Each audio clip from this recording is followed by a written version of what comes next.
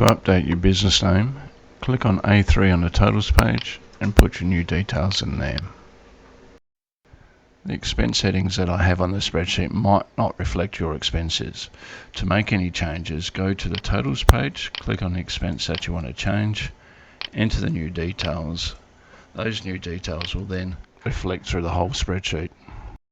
When making changes to the expense columns, put the most frequent expenses at the start, followed by the less frequent expenses towards the end. There are 16 columns, including a sundries column at the end to put the miscellaneous expenses. To enter the income on the spreadsheet, enter the date,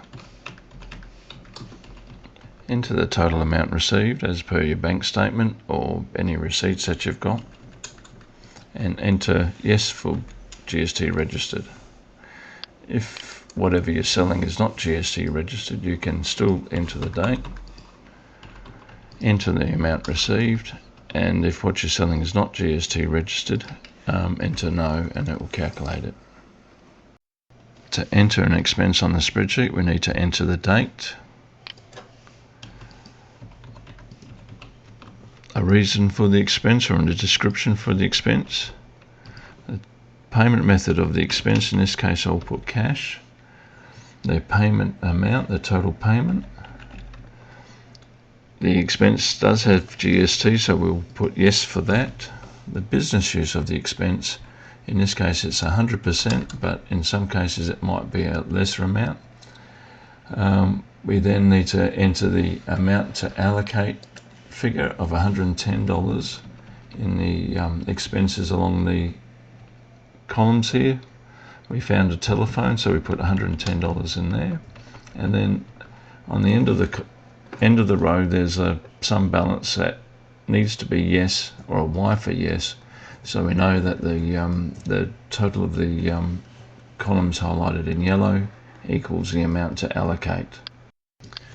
Bank fees are an example of what's not GST registered. Just say we have bank fees of $10, put no for GST, and it's still 100% business use.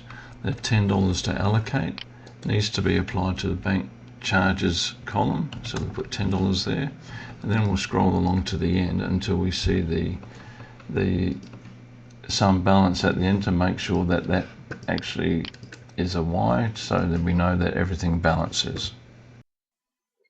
Now that the data has been entered in the monthly pages, we go back to the totals page and we can see where the totals have been pre-filled.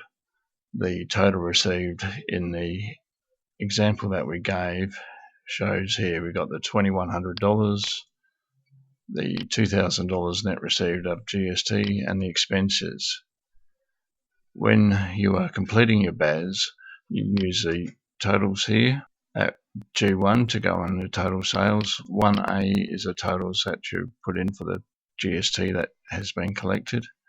G11 is the total expenses, and 1B is the GST paid out on those expenses. Those boxes are on your BAS statement and can be filled out accordingly. The total down the bottom here with the numbers in red is for the annual tax return. This spreadsheet can be supplied to your accountant and they'll be able to use those totals to prepare your end of year tax return.